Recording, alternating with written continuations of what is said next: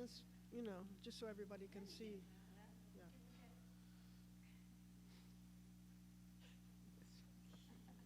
I wear a burqa.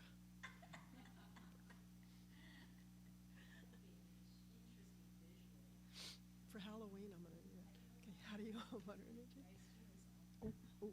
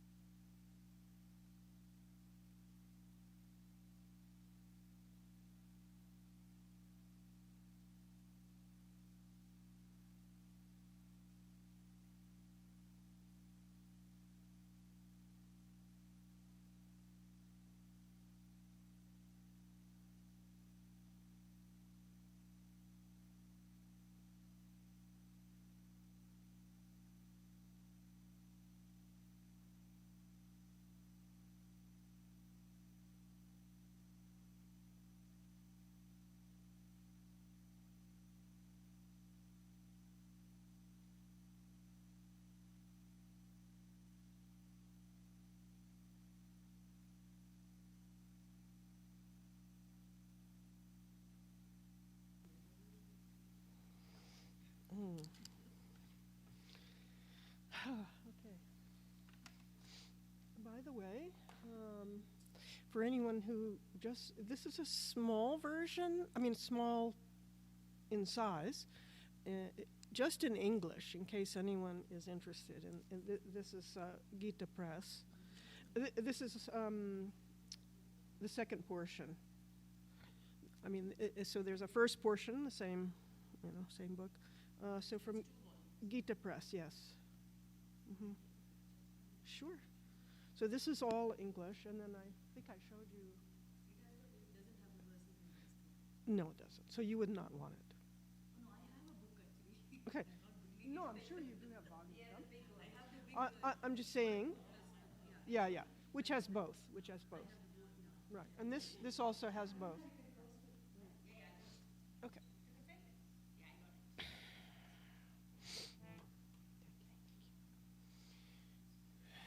So, just one other little mention. I have to keep this open because I may have to press a thing that sometimes gets stuck. So, okay. So I'm going to do invocations first.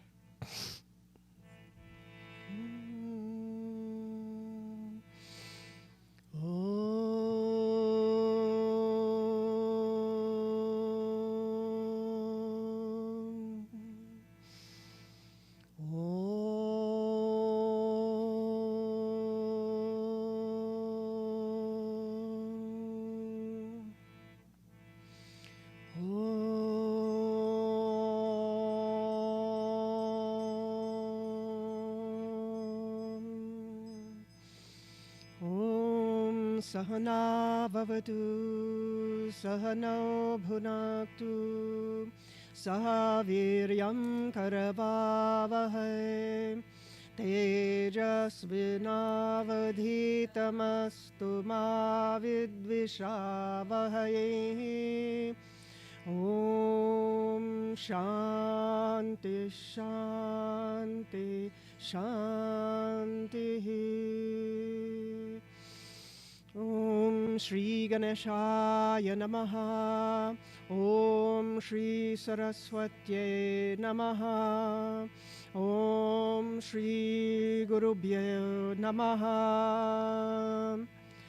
Om Samasta Janakalyane Niratam Karunamayam Namami Chinmayam Devam Sadgurum Tammavidvaram Satchidananda Rupaya Vishvotpatyadi Hetave Tapatraya Vinashaya Shri Krishnaya Vayam Namaha.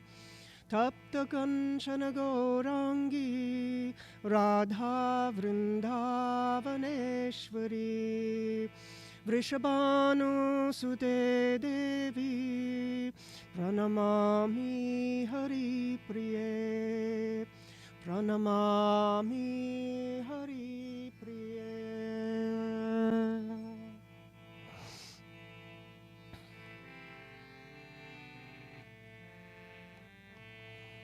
Krishna Krishna Vasudeva Krishna Krishna Vasudeva Krishna Krishna Vasudeva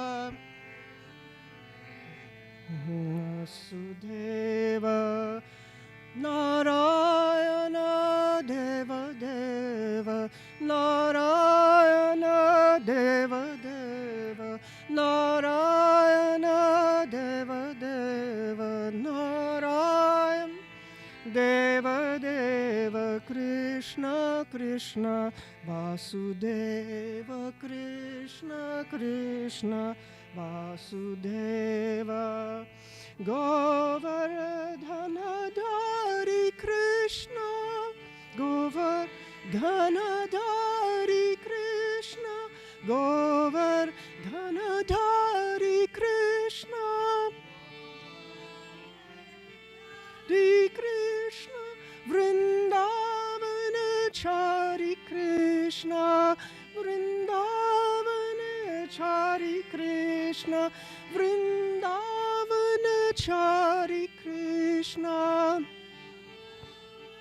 Chari Krishna Vamsidhara Bala Krishna Vamsidhara Bala Krishna Vamsidhara Bala Krishna Radha Vara Krishna Chandra Radha Vara Krishna Chandra Radha Vara Krishna Chandra Radha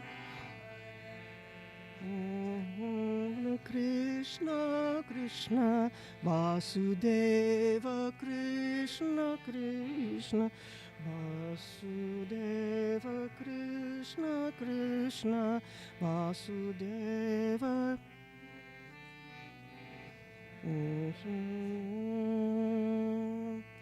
Hare Rama Hare Rama Rama Rama Hare Hare Hare Rama Hare Rama Rama Rama Hare Hare Hare Krishna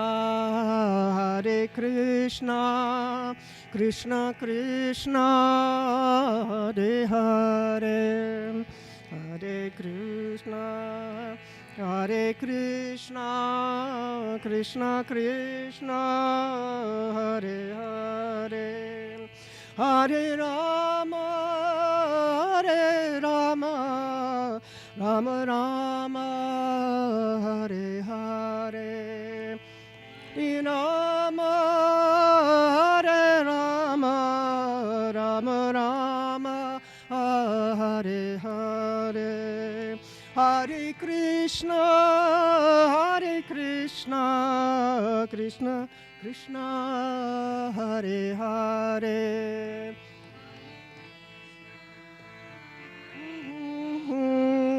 Krishna Krishna Hare Hare Hare Rama Rama Rama Hare Hare Hare Rama Rama Rama Hare Hare Hare Krishna Krishna Krishna Hare Hare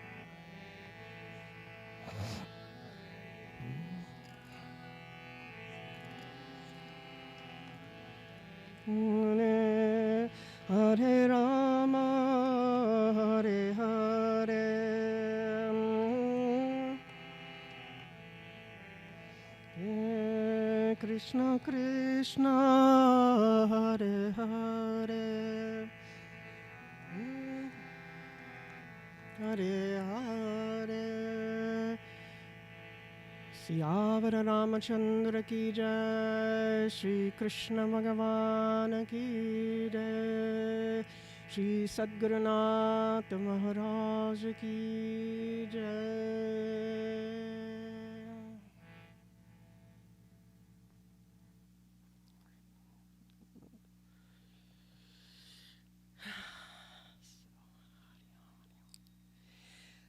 So, as promised, a chart for those of us who need the visual thing can help us. So, last time we were completing the story of Atmadev and Dundukari. I'll review that a little bit. But first of all, if we start here, and several of these steps have been mentioned. So, of course, all knowledge comes from the Lord, the Supreme Lord. So Lord Narayana said that he taught Brahmaji. So this knowledge became revealed in Brahmaji's heart as in the second canto, if we get there, we'll see the Chaturshloki Bhagavat. So it's in a very short form. And then ever since then, of course, it's been expanded upon by each exponent sage. Right? So, and then later on, Brahmaji taught Narada Rishi. Oh, did I say that? Yeah. Yes. Okay, so then, now, we haven't seen the full story yet, but as you know, when Vyasa Rishi, near the end of his life, he had composed all the Brahma Sutras, etc., but he felt incomplete, and so he went up to Badrik Ashram, and Naradaji appeared to him there, and diagnosed his sense of incompleteness. And so he taught the Bhagavat to Vyasa Rishi and said, you should now write this and we'll see more of that. Why this Bhagavat is so important, is particularly in this age. Okay? And then Shukadev, who was the son of Vyasaji, later on, Vyasaji taught Shukadev, who was a born Brahmajnani. Right? Then he taught Sutta, the son of Sutta Romaharshana, who was a direct disciple of Vyasaji. This Sutta, Ugrashrabas, was the son of Romaharshana Sutta. Sutta is a caste, particular caste, so it's like a title. So the son of a direct disciple of Vyasa Rishi, Sutta Romaharshana, his son, Sutta Ugrashrabas, you're welcome to correct me if I say something wrong, or pronounce something wrong. Okay, so he was there in the presence when King Parikshit was hearing the Bhagavatam from Shukadev, which we haven't come to that even story yet, but just we keep this, and, oh wait, did I get that right? Yeah, and then later, it was where we started with Shaunaka Rishi questioning Sutaji, and this was in Naimisharanya, when the first canto begins, okay? I'm sure that makes all sense. Now, time-wise, and this is actually said there in the text, that Narada Rishi at Badrik Ashram meets and asks the four Kumaras how bhakti, jnana, and vairagya can be revived, right? So we saw that last time. Right? And the four Kumaras instruct Naradaji on the method of Bhagavat Saptaha, the 7 continuous days. Naradaji already knew the Bhagavat itself, but not the, method or, what would you say, tradition of Saptaha. And why did he want to know? Because he'd found that he saw Bhakti embodied and her sons, Jnana and Vairagya, as if dead, almost dead. And so I won't go back into all the details we saw last time. But he wants to revive them. He wants to revive them. And they proceed then, Naradaji proceeds with the four Kumaras, the mind-born sons of Brahmaji, to Haridwar, and they give a saptaha there. And at that point, Bhakti and Jnana and Vairagya all appear there fully and nourished, revived, fully strengthened. Why? By that Bhagavat. And then where we left off last time, the Kumaras also relate, because Naradaji asks, is there an example of someone who has been revived out of all sins, meaning because he's asking, in this age, where it is said people are dull-witted, slow to do good, fast to do wrong things, right?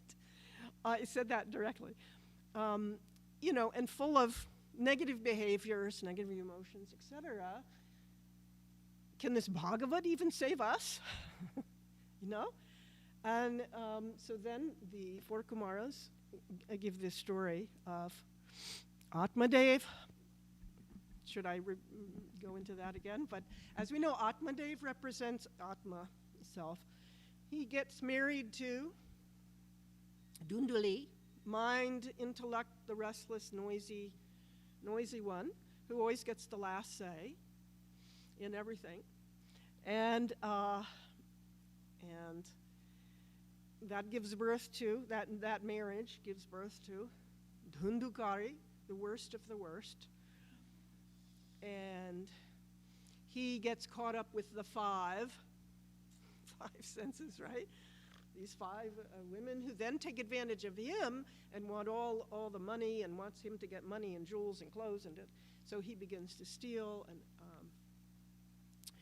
and then they kill him because they know that the king is going to come after him when they find out he's the one who has been the thief, etc.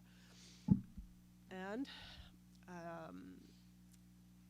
Dhundukari becomes a ghost, miserable, in agony. He can't stay any one place. He sees food, but he can't eat it. He's thirsty, but he can't drink. He comes, again, I'm just giving a few of the details, not much. Anyway, he appears later to Gokarn. Gokarn was the son of the cow, blessed by the fruit of the Mahatma, which Dundali was supposed to eat, but she would not.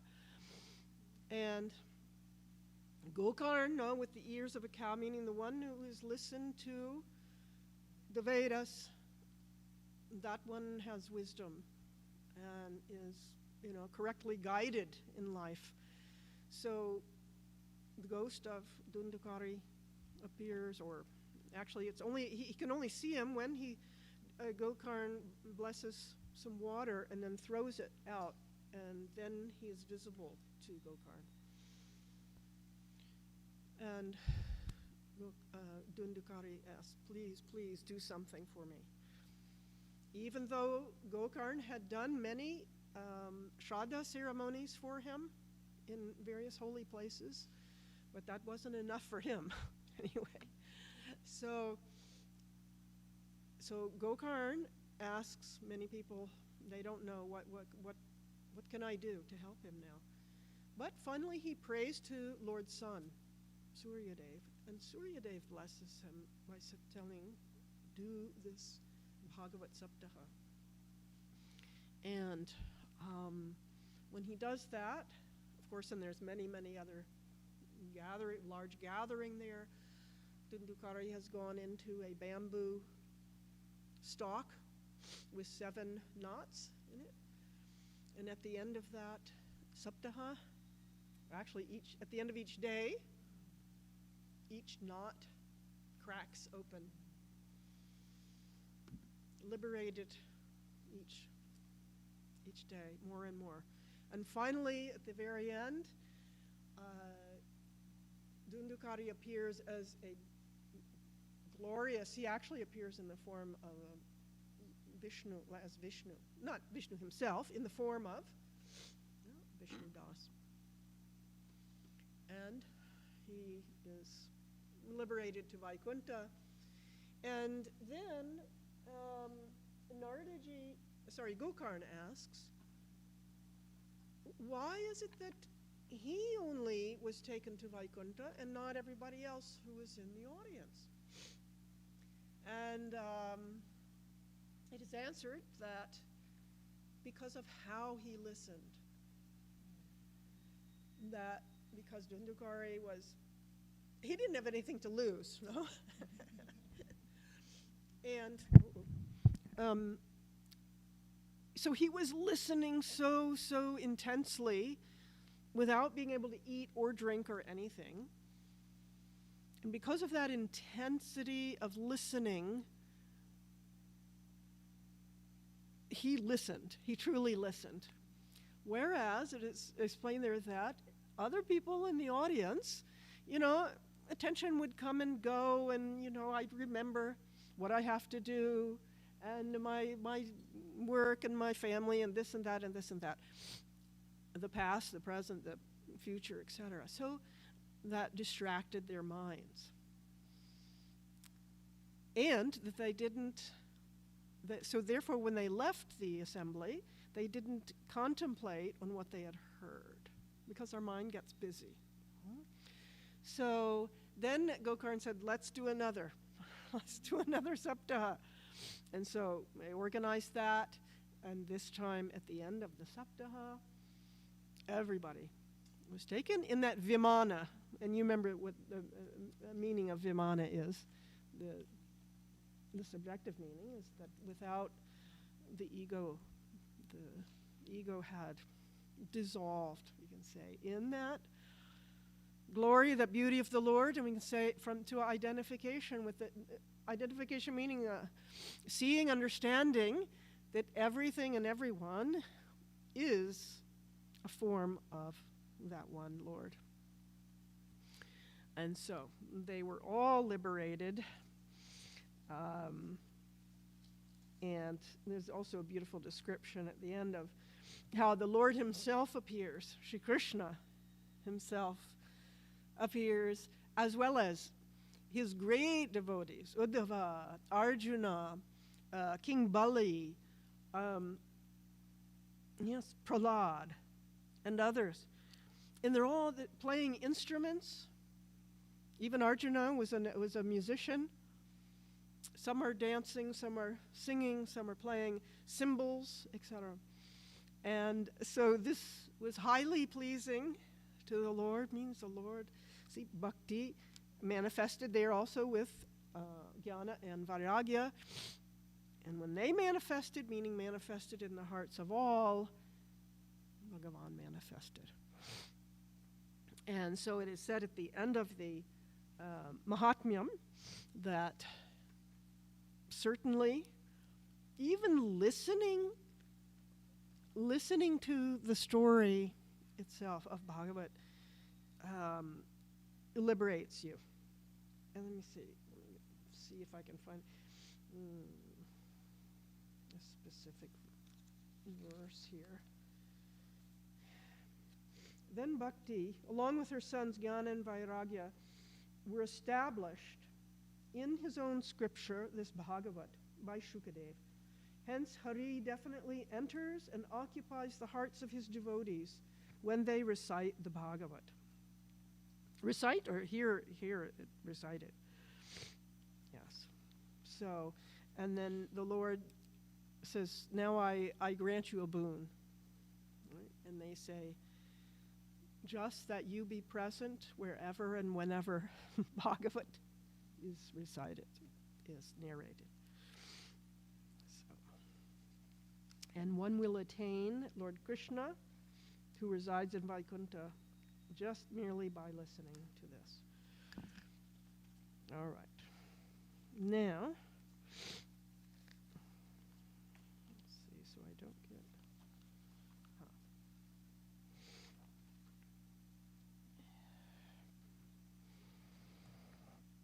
And please feel free to ask a question if I leave something out. Some of you know it very well. Know the story, okay?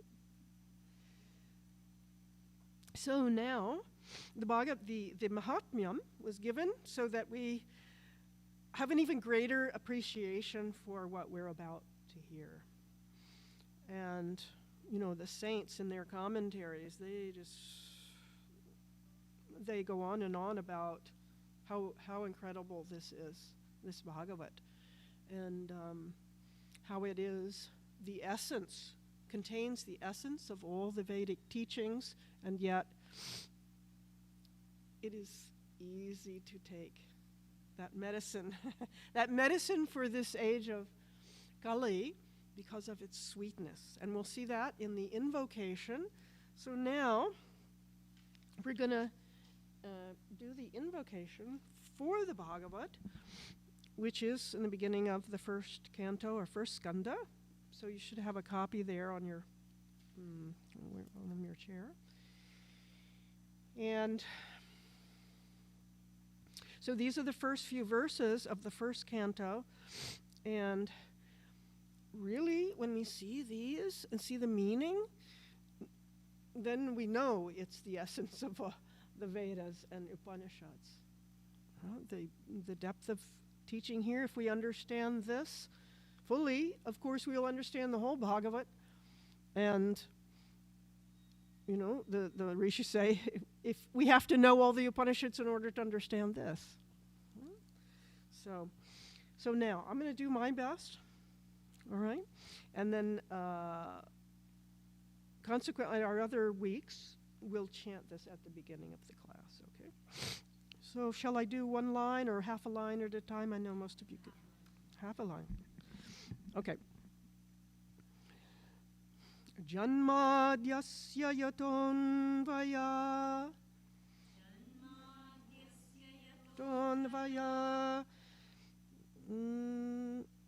Anvayat, yeah.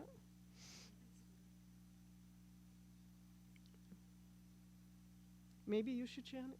Jayashree, you want to lead? Okay, I'll do as I can, okay?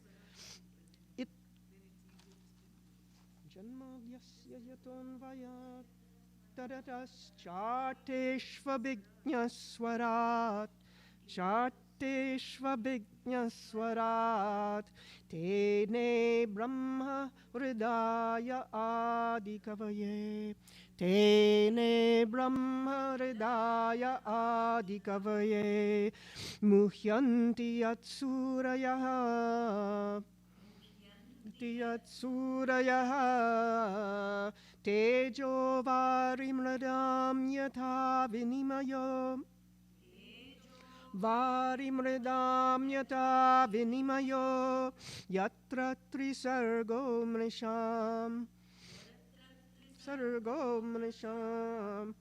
dhamna swena sada nirastakuhakam Swena sada nirastakuhakam satyam param dhimahi dharma projita kaitavo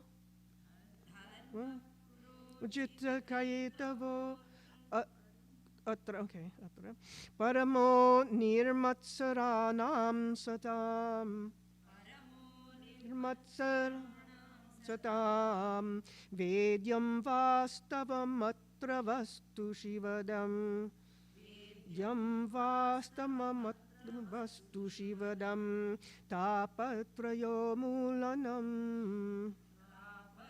योन्मूलनम् श्रीमद्भागवते महामुनिकृते भागवते महामुनिकृते किं वा परैरीश्वरः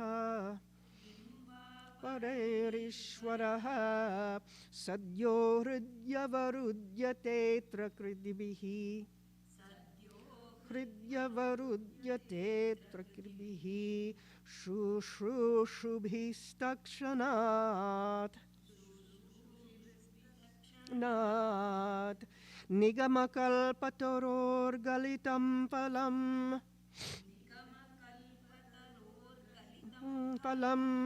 शुकमुखात् अमृतद्रवसंयुतम्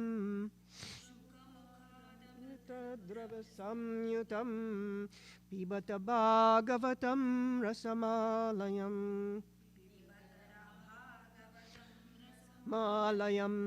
मुहुरहो रसिका भुवि भावुका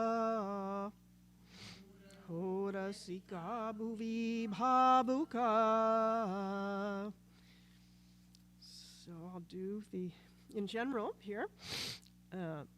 Satyam param dhimahi. So we meditate upon that supreme truth, Satyam param.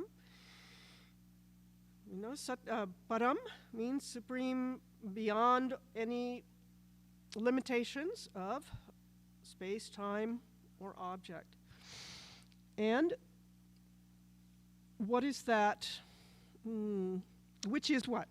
It is the cause of janma, birth, creation, and adi means the rest, sustenance, the rest, as we know. Sustenance and dissolution as well of the universe, from which come these things. Anvayat, now apparently there's many, levels of meaning here, but it is that which, why is it the cause? Why do we say that truth is the cause of all this? Because it permeates everything. Everything is permeated with existence. Without existence, there is no existent thing. And just like, of course, the clay, which is ever present and permeates all the pots, etc. So it is the material cause, and also due to the absence of those objects in the cause, in the truth. Meaning just like when the clay minus the objects, the separate object forms, the clay is still existent, still ever present. So that truth exists independently of these effects of creation, sustenance, dissolution.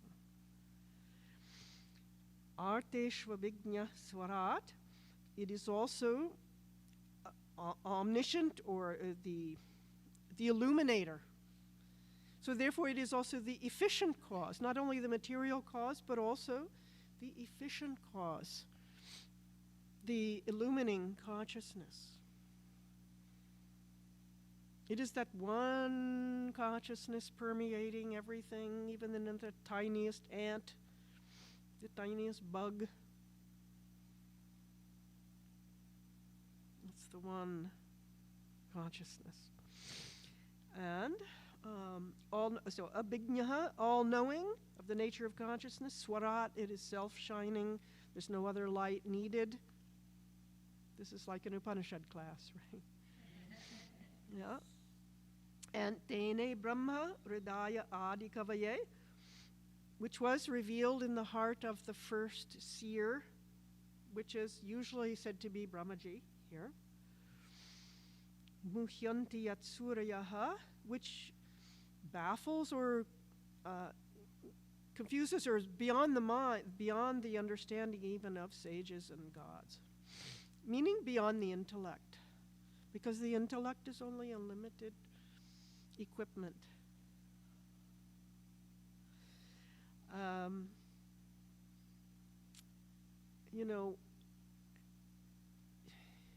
It's wonderful when we have even a momentary experience, and I've mentioned this before, of when we see something very, very beautiful or listen to something so incredibly beautiful that it's beyond what the mind intellect can comprehend. And in that, the intellect mind just silenced. And so it's in that which is beyond description, that beauty which is beyond description, that perfection, that harmonized existence of something.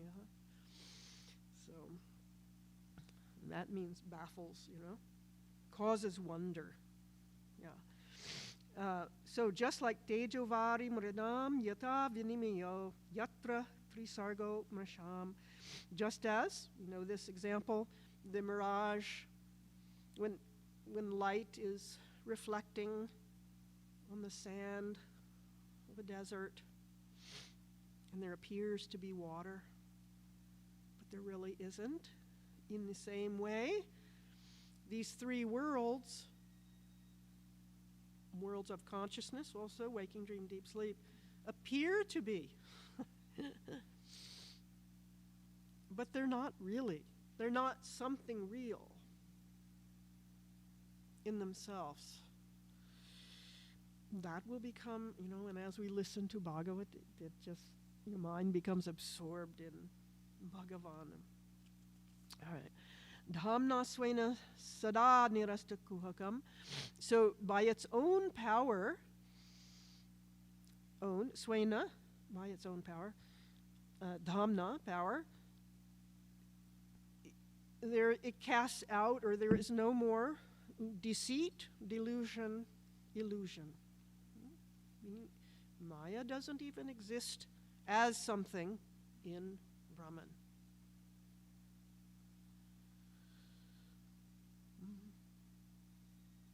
Like the power, each of our powers to create something, it's not a something. It is you. And what is the theme of this Bhagavat? This highest dharma. Dharma projita kaitavo atra paramaha. Here alone in this Bhagavatam is given the supreme dharma, dharma parama, which does not have even the slightest trace of guile or deceit. Now, so here's an important thing. What is that dharma? What is that highest dharma? And that is going to be also the first question that Shaunaka Rishi asks Sutaji. And it is for those nirmatsaranam satam, for those people, noble people who are free of envy, nirmatsaraha, and all negativities.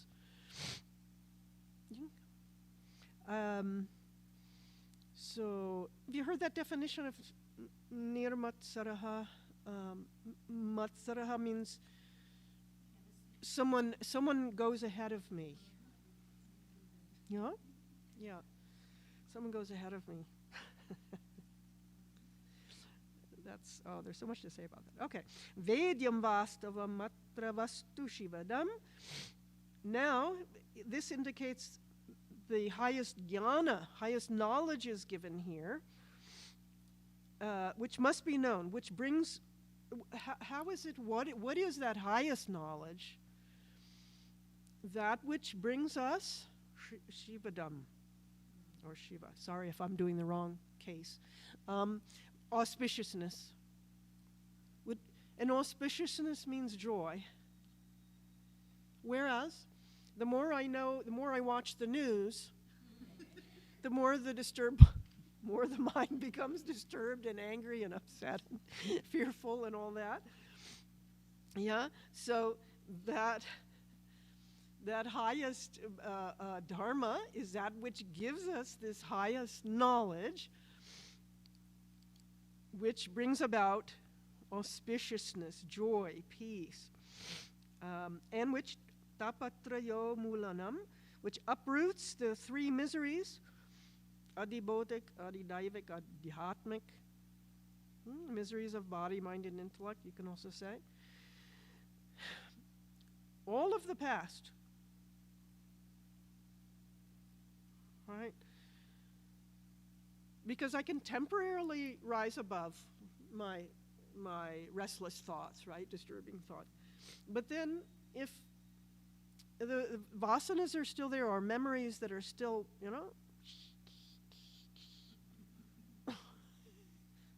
like a scorpion, right? So, Bhagavat, to remove all those. Srimad Bhagavate Mahamuni Krite. Okay, so it is the composition of Veda Vyasaji, and of course, which was passed down by the Lord himself. It is the Lord himself. And here he asks, or it is asked in this invocation, can there be any other method by which the Lord is personally arrested in the heart? And the indication is, we don't see one, which will permanently arrest the Lord in the heart so that he can't get out. Merely by listening. Shru shru shrubihi. By merely listening. Then nigamakalpatoror galitam palam. This Bhagavatam is the ripe fruit which has in the mouth and from the mouth of Shukadev, the parrot. The parrot. So a parrot eats the sweet fruit, mango. But this is more than that even, because it is the juice of that fruit that is pouring out of his mouth. So when Guruji spoke on this, he said, usually we don't give a fruit to someone like an apple or orange or whatever and say, here, drink this fruit, right? The fruit. But here, this is juice and juice only. So it's been pulverized, contemplate everything out of the mouth of that Brahmagyani. And actually, Guruji said, it's these Brahmagyanis who really know what Bhagavatam, fully what Bhagavatam is saying. So we have to just drink it from their divine lips. And here it's mentioned that atra, the word atra, is given 3 times. Atra, so here the supreme dharma is given. You'll see what that is. We already know, but more is said about that. Also, atra, the supreme knowledge is given here, and which gives us auspiciousness in our life. And here alone, the Lord is caught in the heart directly. Okay. Pibat Bhagavatam. So drink to inebriation. Some translations say, drink to inebriation, oh you drunkards of Bhagavatam. Drink it to inebriation, which is pure, it is pure blissful nectar. Here and also, even in that final state of realization. Already said that, love, true love, devotion, even after realization, it grows and grows and grows. So it's not something that ends.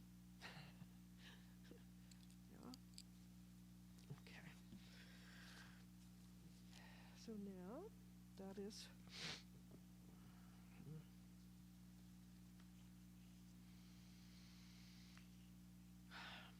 So now, we enter here into the story again, and here now we're back with Shaunaka Rishi in Naimisharanya, where the rishis are doing the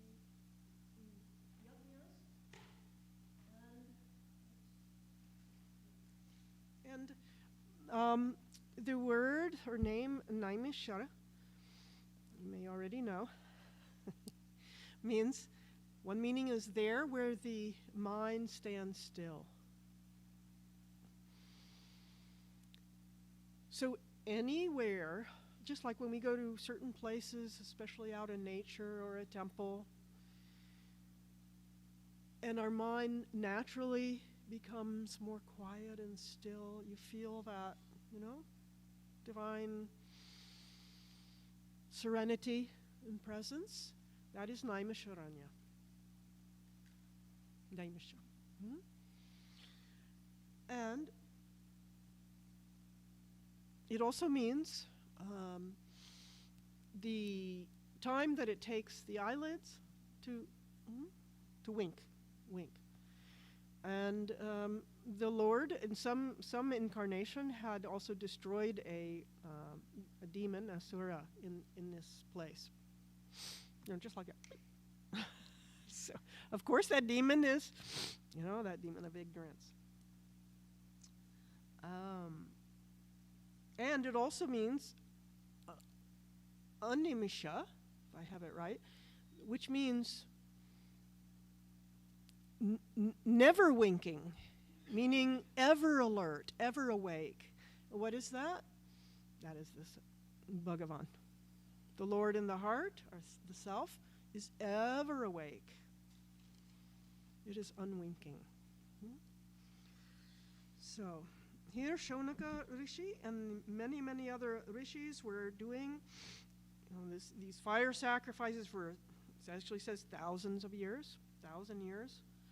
And in between the yajnas, they were asking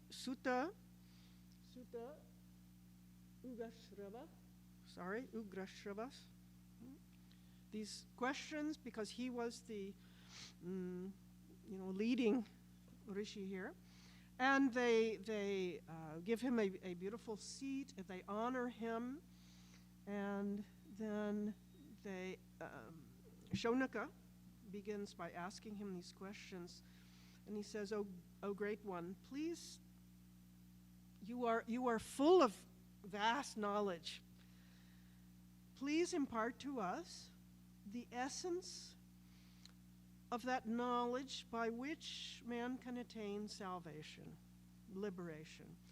Because he says, in this age of Kali, people are, here it is, lazy, dull-witted, and unlucky. A lot of unfortunate things happen to them. And so it is difficult for them to grasp the import of the scriptures. So he says, you know all, please give us the sara, the essence of that. We are filled with faith, and we want to hear this. And Sutaji is very pleased by his questions. Why? Because they are anxious to hear this. You know how you feel when you're teaching a classroom of kids? And if they're not interested and you get the blank looks, you don't feel inspired, right? But if you see them interested and enthusiastic, what a difference that makes for the speaker, for the teacher. So he's pleased with their enthusiasm for the type of questions they're asking. And so then he says, he asks 6 questions. So the first one is, what is that Param Dharma, or Param Shreyas, that supreme good, supreme Dharma in this world, by which people may attain total peace? You'll see that. Then the second question is, What was the purpose in Sri Krishna coming to this world? What was his specific purpose?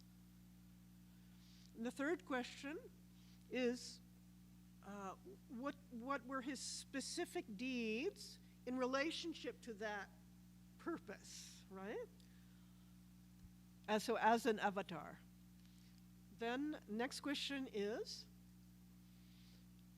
he asks about all the avatars of the Lord. Please tell us these innumerable avatars of the Lord. What did they come to do? Who were they? Then next is, please tell us especially about the details of Sri Krishna and Balaramji's life, the Leelas. Not just the avatar purposes as we know them, but full detail we want to hear. And then finally, sixth question is, where does Dharma find refuge now that Sri Krishna apparently left? Because when he left that particular form, then Kali Yuga set in. And it's not that the Lord ever leaves. He's here right now. But he manifests and he withdraws the particular form. So those are the important questions. And then Sutaji, first he salutes Shukadev. So here, before we speak, we always are to, recognize who we got that knowledge from, the Guru and the saints, because it is all due to them that we have anything. So he salutes Sri Shukadev and mentions about this when Shukadev was finally born, and he went on his way. He wanted to go just straight to the forest, and Sutaji also salutes Vyasaji, and he says, only out of his mercy has he composed this, and Shukadev has given this to mankind. He said this text is unique in its inherent power, and it is the essence of all the Vedic teachings. It is the one light of the realm of the spirit for those seeking guidance to cross this limitless ocean of darkness. And he says, one more we have to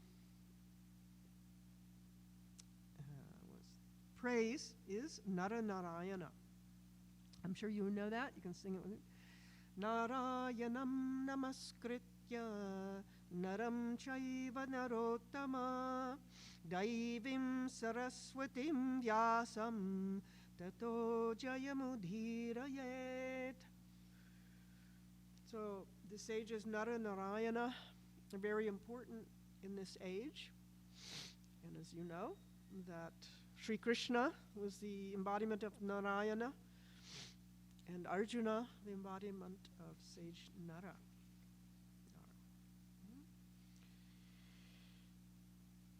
There's a beautiful, in an introduction to Gita by another sage, he says that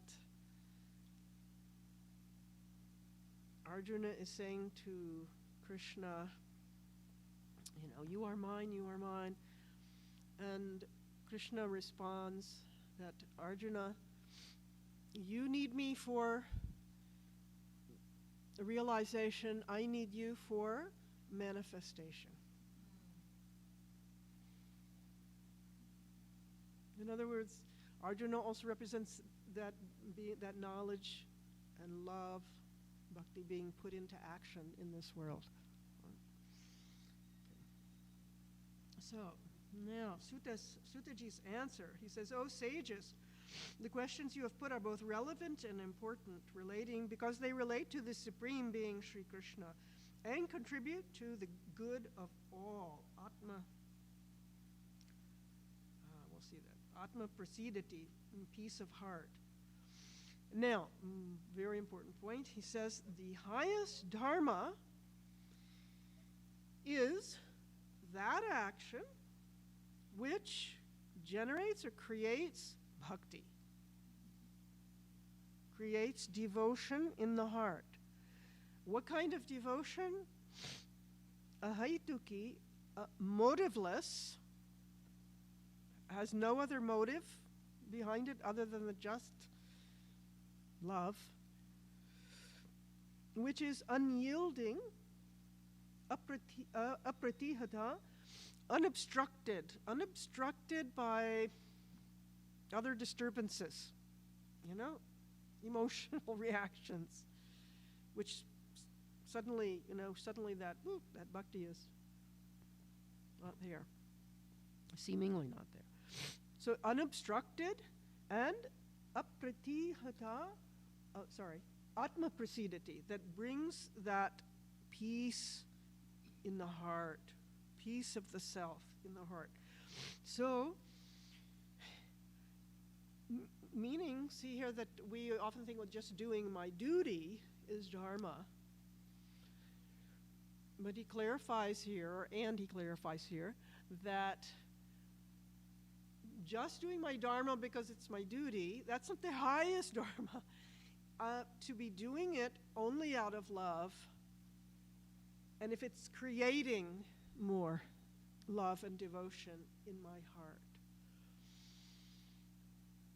that devotion is, and dharma is not a business. I do this for you, Lord, you do this for me. Be sure to bring me those boons, You're part of the deal, Yeah. So he says that's not the Paramadharma. Paramadharma is when those actions I do that are with that purity of heart, and as you know in Bhagavatam, that devotion that is even beyond a desire for liberation. I understand that as, when we love someone or something so much that we don't have any other motivation just other than that love. So it's not, to me, this means that pure devotion itself is liberation. There's whether you're coming back again or not, if you're in, if you're in that pure devotion, there's nothing, right? Nothing else. So that's what he's saying here. Devotion to Vasudeva quickly, automatically generates vairagya and knowledge, jnana. Says karmas done, whether they're ritualistic or social duties, even well performed, but they're wasted labor if they do not generate a delight in hearing about the Lord. That pure bhakti. Okay. Now, the discussion he brings in on, dharma, artha, kama, moksha. And so many people think that artha, the pursuit of wealth, is for the purpose of kama, being able to, means able to enjoy all the goodies of life more and more, right? And so the pursuit of money is for all of those things. Dharma's kind of, if it's in my whatever, convenient, right? And now, so it's clarified here. I'm sure most all of you have heard this. That no, that's all upside down. That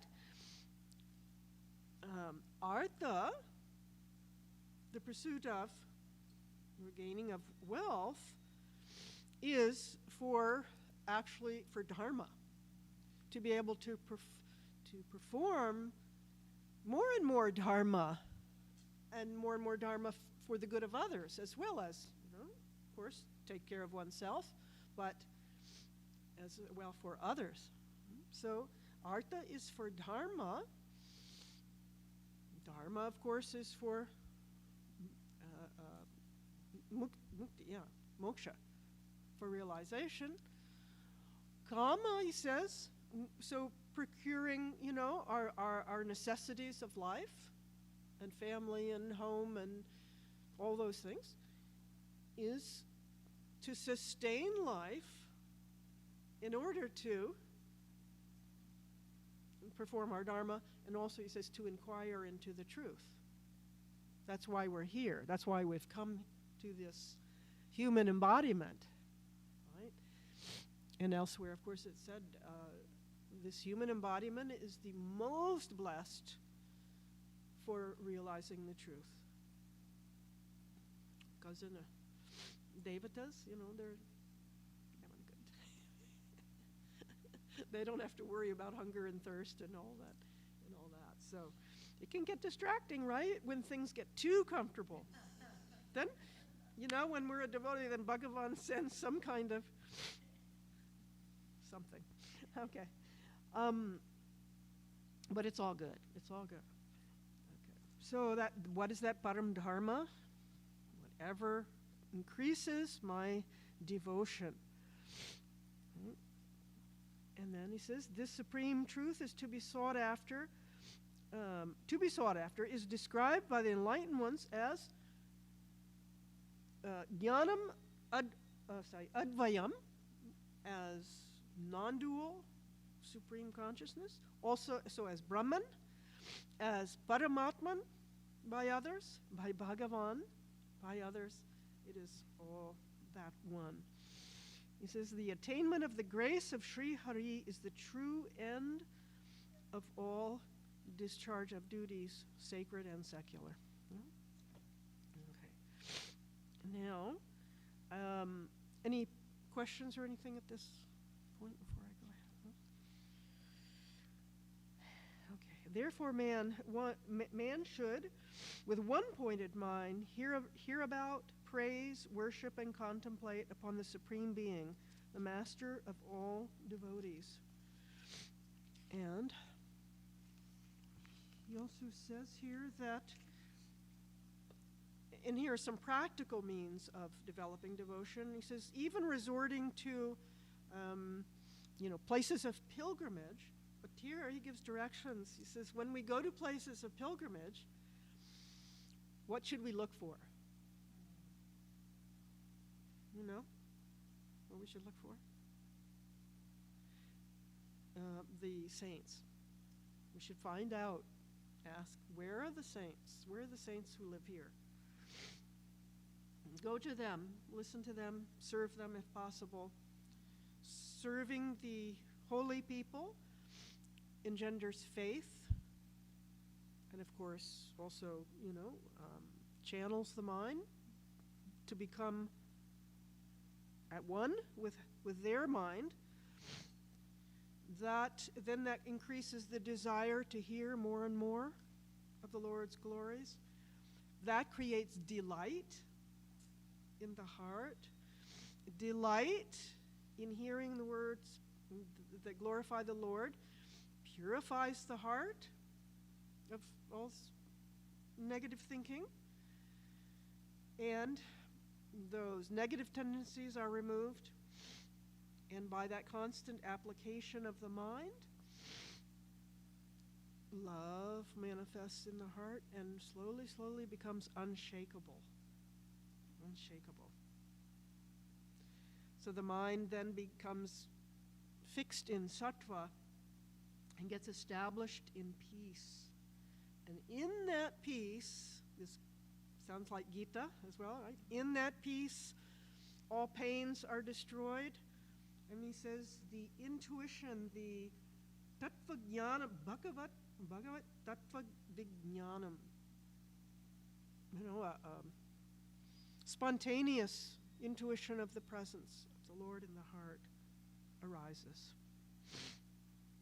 The soul, when the Supreme Soul is thus intuited within oneself, the knots of the heart that make one feel oneself as an ego are severed.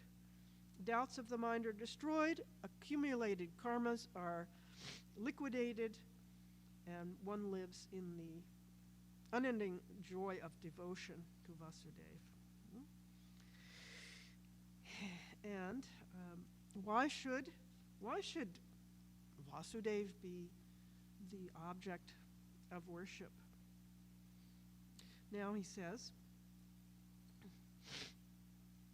that this whole manifestation of creation, the Lord has manifested through the three gunas of sattva, rajas, and tamas for the purpose of creation, preservation, and dissolution. So they're his own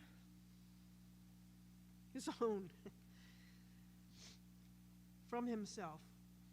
And, of course, through sattva, which has the capacity to reflect the pure light of consciousness, of pure being, that gives us the ability to inquire into the truth. And he expresses in different ways here that everything, just like fire, see if I can find that, just as one fire entering into different pieces of wood manifests as many fires according to the different fuel it is in, so that Supreme Being, the soul of all, manifests as the many in the various forms, and as if enters into those forms. Although he is not affected by anything, because they're really all nothing but him alone. He says, this Vasudeva is the one being to whom all religious disciplines, practices, doctrines, yogas, yajna, yaga, all dharma, tapas, he says, all of these, what is the purpose of them all? To reach him. In him is the end and destiny of man. And again, that actually pure devotion is the purpose of all yajnas, tapas, everything.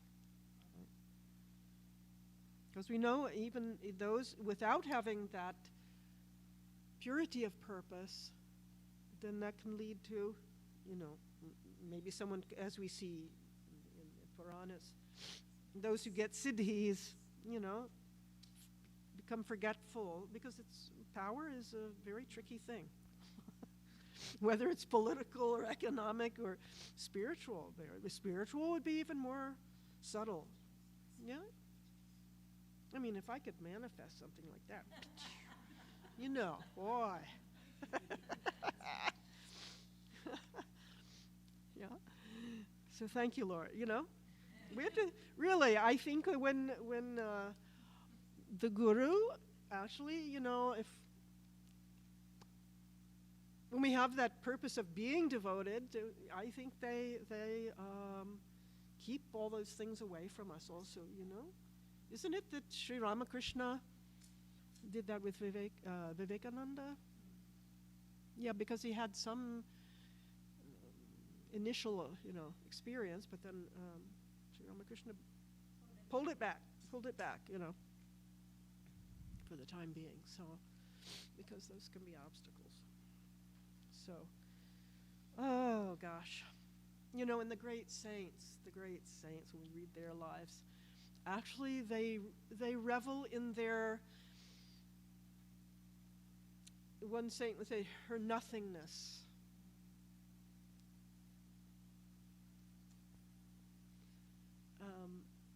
Because they see everything as his. There's nothing we have. Okay, and so he says he's really indicating here, when we understand, as we know, like from our studies, everything comes out from that one. Nothing actually comes out, but we think of it, right? Everything, when we understand that, then we use that understanding to go back into everything is composed of those gunas. Then where do those gunas come from? They come in. And it's all to arrive back at the one supreme Vasudev. Meaning that which is, Vasu means that which dwells, right? Existence, pure existence. And Deva is indicating consciousness, that which shines, the light of consciousness. And by his grace, still with his grace, he comes forth in his divine incarnations to redeem us. Now, I'd like to, I always want to include some chanting. So the next chapter Sutaji will enumerate the many, many different incarnations, just very, very briefly.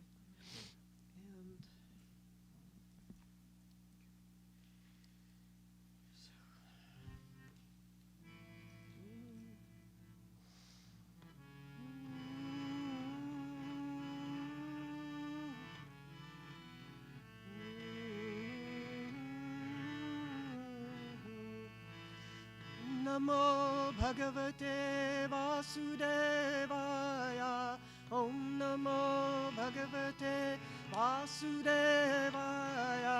Om Namo Bhagavate Vasudevaya. Om Namo Bhagavate Vasudevaya. Om Namo Bhagavate Vasudevaya. Namo Bhagavate Vasudevaya. Om Namo Bhagavate Vasudevaya.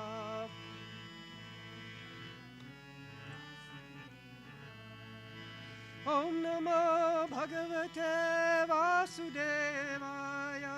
Om Namo Bhagavate Vasudevaya. Om Namo Bhagavate Vasudevaya.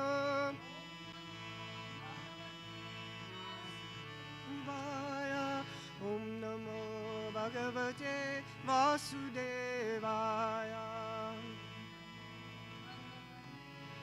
Vasudevaya. Om Namo Bhagavate Vasudevaya. Om Namo Bhagavate Vasudevaya. Om Namo Bhagavate Vasudevaya. Vasudevaya. Om Namo Bhagavate Vasudevaya. Vasudevaya. Om Namo Bhagavate Vasudevaya.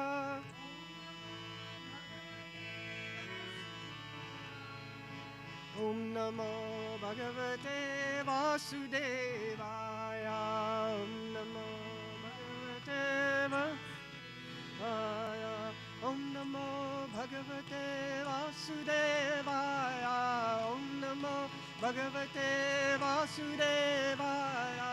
Om Namo Bhagavate Vasudevaya. Om Namo Bhagavate Vasudevaya. Om Namo Bhagavate Vasudevaya. Om Namo Vasudevaya. Om Namo Bhagavate Vasudevaya. Om Namo Bhagavate Vasudevaya. Om Namo Bhagavate Vasudevaya. Om Namo Om Namo Bhagavate Vasudevaya. Om Namo Bhagavate Om Namo Bhagavate Vasudevaya. Om Namo Bhagavate Vasudevaya. Om Namo Bhagavate Vasudevaya. Bhagavate Vasudevaya. Vasudevaya. Vasudevaya.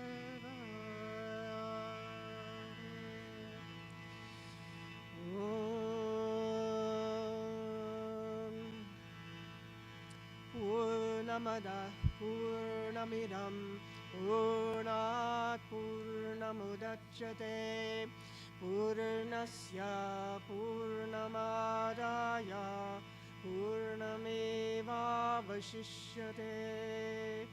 ॐ शान्ति शान्ति शान्तिः हरिः ॐ श्रीगुरुभ्यो नमः हरिः